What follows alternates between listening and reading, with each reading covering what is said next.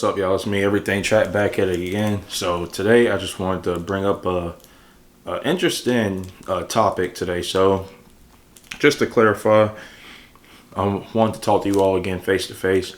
So if you're new to the channel, welcome.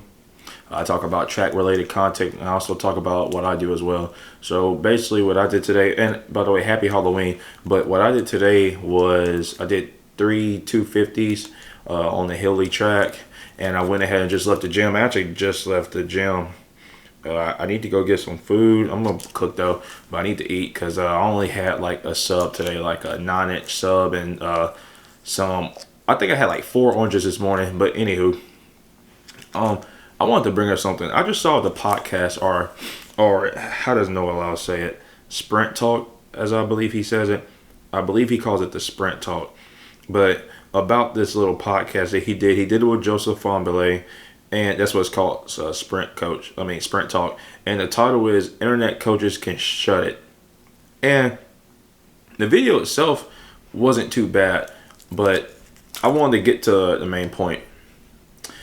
Joseph Fahnbulleh briefly explained why he didn't run as good as people I should say, are his fans, I should say, expected him. And he was basically talking about internet coaches and YouTubers like myself, and we just see the finished product. Basically he's saying we just see what, I mean, he didn't specifically say my name, but I knew what he was alluding to. He was basically talking about we don't know why he didn't run as good as he did while he was at Florida, or he's not running as good as a professional as he should be. Why is he running slower than he did in college? Because, you know, most of the time when you become a professional, it's because you're better than most your college peers, or I should say you're good as your professional peers now at this point because you went professional.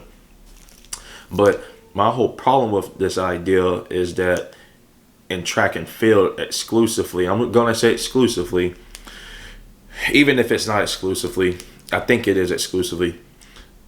They brought up the fact that track and field, Noah Lyles asked Joseph Fahnbulleh specifically, what does he dislike about track and field, right?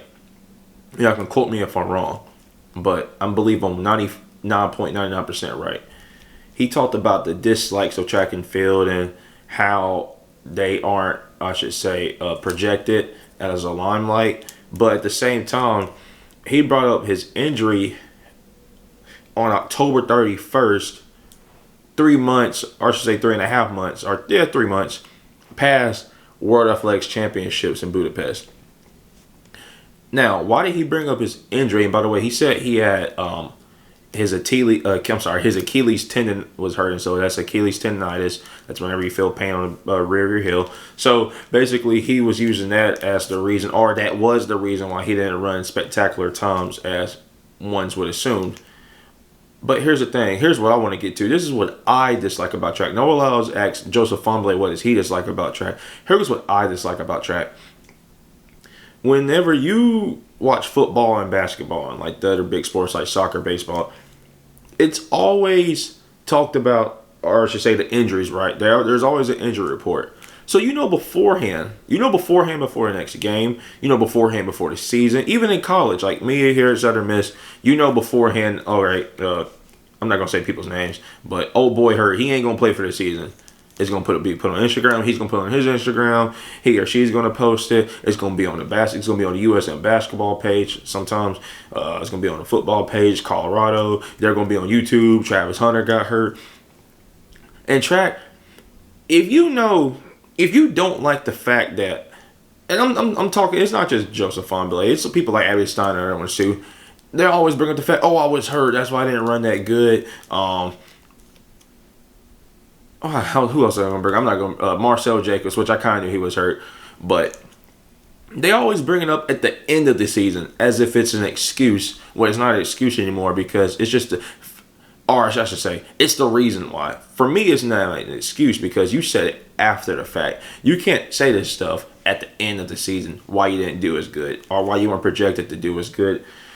So that's my problem with track and field. So shout out to Noah Lyles and Joseph Fahnbulleh for that podcast. But if they were asking me what do I dislike about track, it's the fact that the track runners themselves, these professional track runners, don't give their consumers, they don't give the fans reasons to why they aren't doing good. They don't give the fans reasons to why that they didn't run as at the times that they wanted to, that they set last year. Like, give us injury status. You know what I'm saying? Like, that's simple.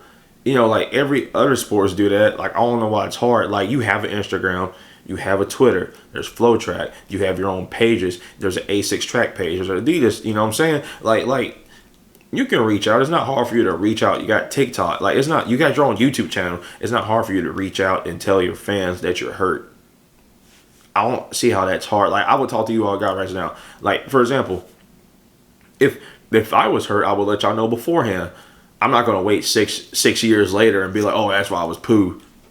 You know, so if y'all agree with me, just let me know in the comment section below. And as always, again, I'm Everything Track. If you like the video, make sure you like, comment, subscribe, and I'll see y'all later. All right, peace.